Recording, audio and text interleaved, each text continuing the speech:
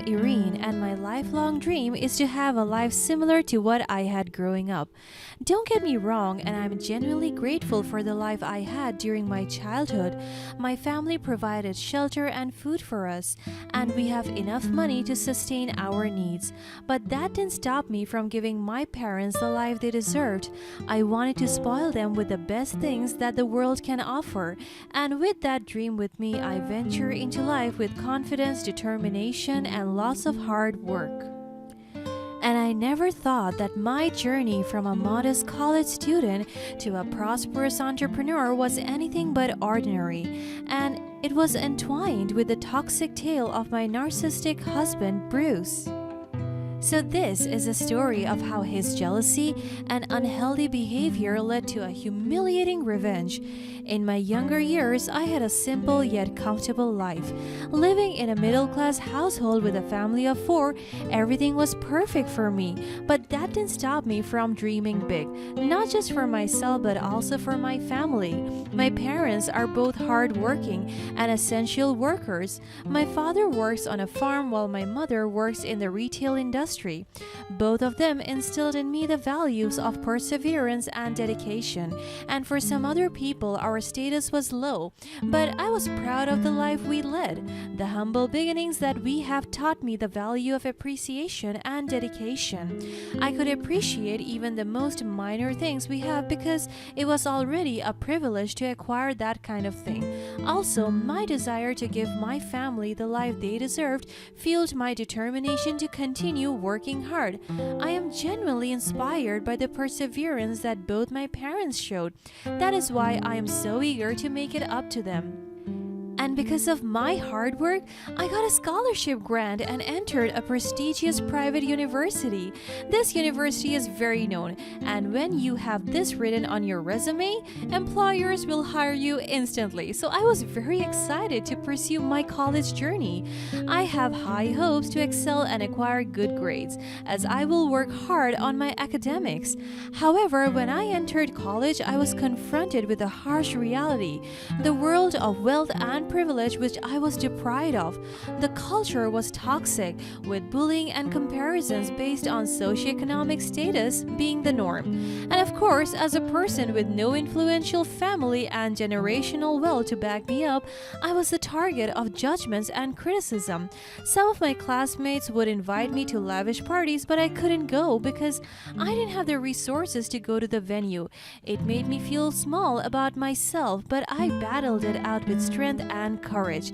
Despite the mocking jokes and backhanded sentiments that I was receiving, I continued to focus on my studies and growth. I didn't let their mean insights distract me because I knew my worth, which is not defined by my family's lifestyle. Aside from that, I also made some friends. They are very humble, down to earth, and genuine. I spent most of my time with them. We would go out to affordable restaurants and eat out, talk about life, and share sentiments. And I felt that I truly belonged to a group, and I found people who accepted and appreciated me for who I truly am. On top of that, amidst this hostile environment, I met Bruce. He was a breath of fresh air, a genuine soul who shielded me from the judgmental gazes and cruel taunts. Aside from the friendship that I made, he also became part of my robust support system. We instantly click. We have the same humor, taste, and ambitions. He came from a wealthy family and I never exploited him. Instead, whenever we go on dates, I insist on splitting the bills, and sometimes I would treat him as well. He also accepted me for who I am. He genuinely knew my life story, and he was ready to see me grow and become successful in life. As we grew closer, our love blossomed and we navigated the challenges of college together. I graduated college with flying colors and as the batch valedictorian. People congratulated and cheered me on because of the remarkable achievements that I acquired during my graduation. On top of that, I gave a speech in dedication to my parents. I thanked them for the hard work, support, and love they poured into supporting me with my dreams. I am also grateful to my friend and boyfriend for the memories and strength that they gave me. A resounding applause was given to me. I felt so validated and loved during that time, and it was the best day of my life. And I didn't know that my life would change that day. Little did I know that one of the most prominent investors of the university was present during the graduation rites, and he was listening to my speech. He also discovered the commendable work that I have in my thesis. And a day after my graduation, the investor, Mr. Collins, invited me to his office and discussed how my speech moved him, and he was also interested in my study. I told him about the vision I have for the corporate world and how I think that the findings that I have in my research can create a sustainable and ethical work structure, and I pitched him my proposal, and he was mind blown by my idea. And I never thought opportunities like this would come to me quickly. And he gave me an offer, a cash offer, to start my own corporate business and use my model. And of course, I accepted it. I was fortunate to start my own corporate company this early in my career. My dreams were taking flight, and I couldn't have been happier. After a few months, I could launch my company, hire people, and get clients.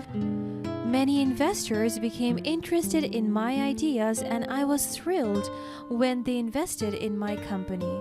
And with that, I could make profits as high as I expected. In just a month, my company skyrocketed in the charts. Bruce, on the other hand, preferred working at his parents' company because he told me they wouldn't give him much workload, and he could have all the time of his world playing and traveling while having a passive income. I told him he could work at my company, but he refused. He even got furious about it, as if my offer insulted him, because he generally takes offense to it and takes it to heart. But I paid it no mind. I continued to work hard and treat and spoil my family with everything they wanted. It feels so great to honor them finally and to fulfill the desires of their heart. I even took them to different places that we had never been to. We even went overseas and traveled the world. Also, it didn't take long for Bruce and I to seal our love. After a year, we decided to get married. Our marriage was a memorable one. Prominent people from different industries witnessed us as we tied the knot and shared our sacred vows of love. Our marriage was beautiful. I could see our love flourishing and blooming. Or is it just in my perspective? Because as my success soared, Bruce's insecurities began to surface. He worked in his parents' company but was always overshadowed by my achievements. Instead of supporting me, he succumbed to jealousy and resentment. He couldn't handle the idea of being married to a more successful woman. One night, he came home from a company meeting and his face said he was very frustrated. I was sitting on the couch engrossed in my laptop working on my latest business venture. He entered the room, his face contorted with jealousy and bitterness as he saw me working. He eyed me with disdain. "Oh, look who's busy playing the prominent shot entrepreneur again. How's your little company doing, my wife? Making millions, I suppose?" He said those words in a very sarcastic tone.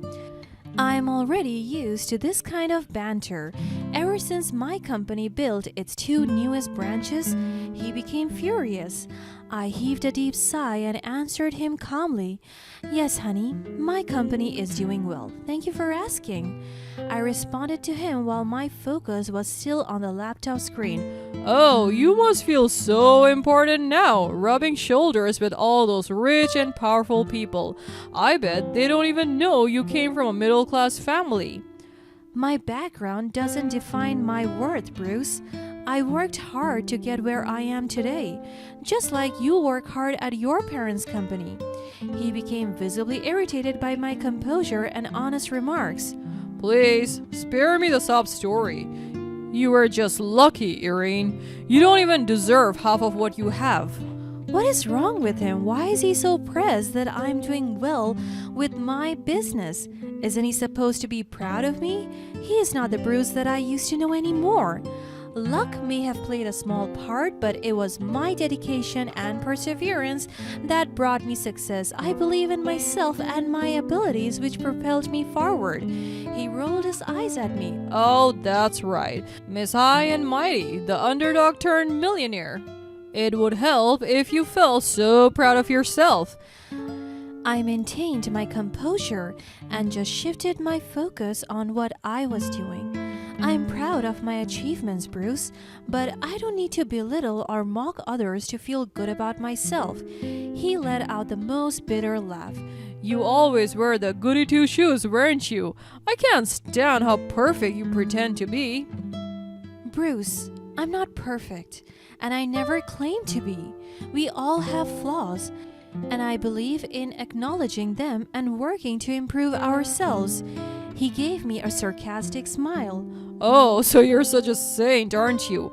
Always preaching about self-improvement. It's sickening. If you ever want to talk about your insecurities or feelings, I'm here to listen, Bruce.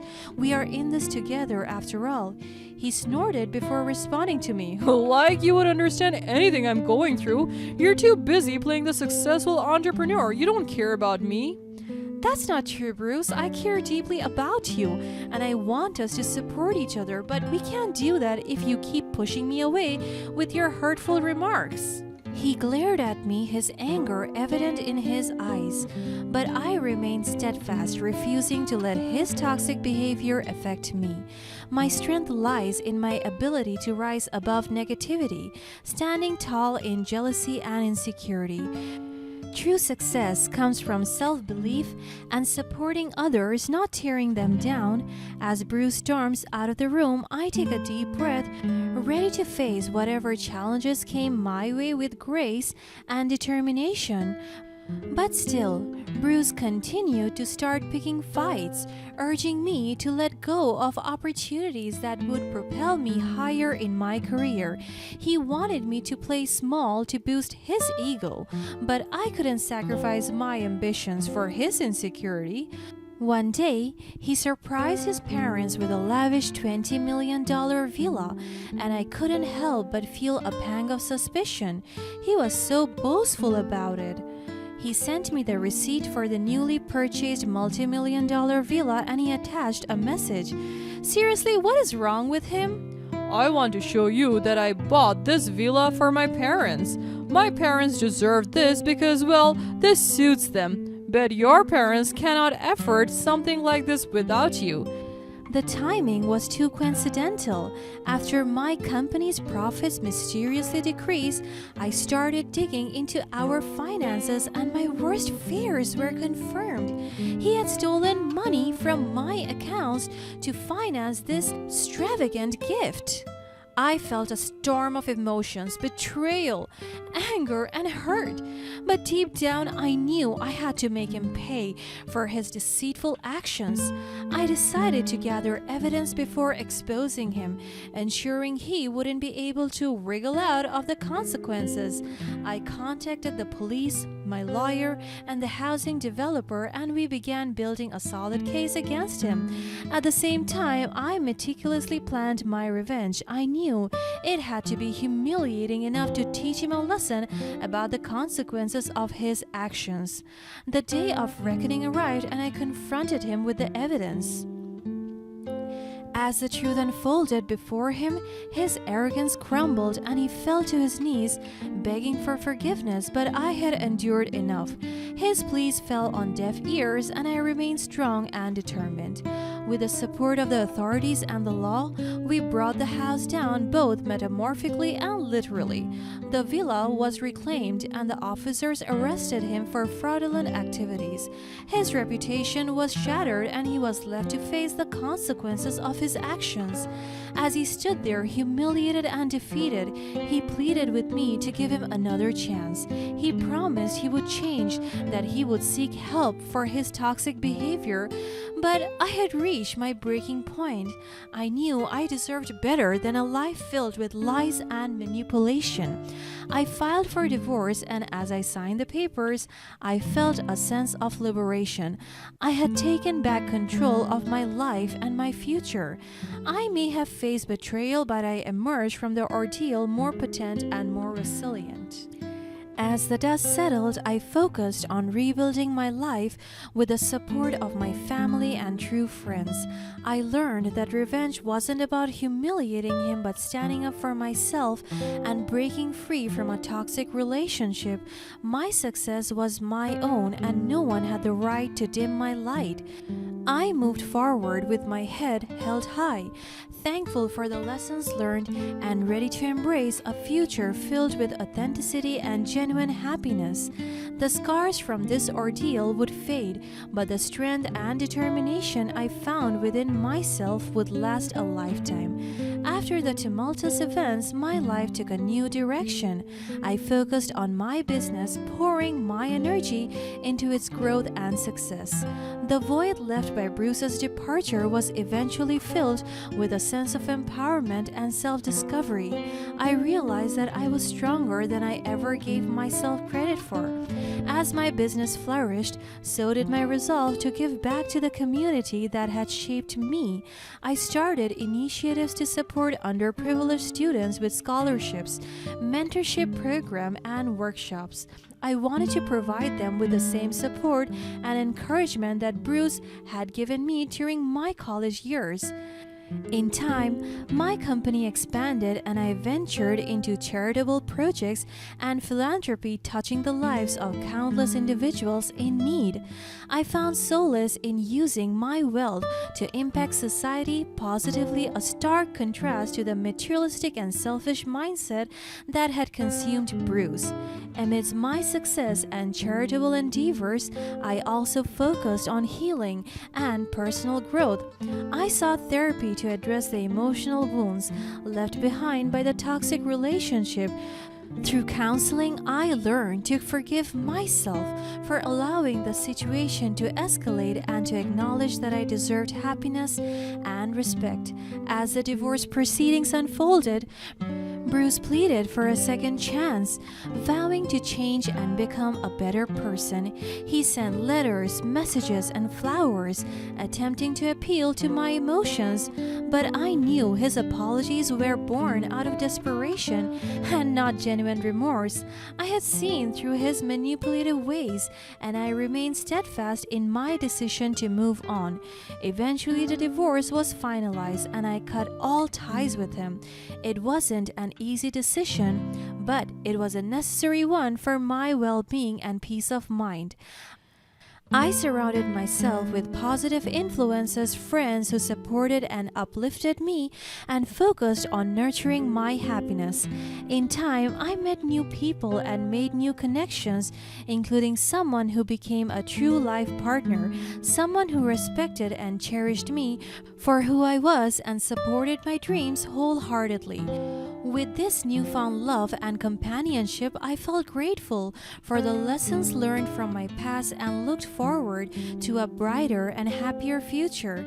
My success and personal growth were a mere testament to the strength of my perseverance and determination.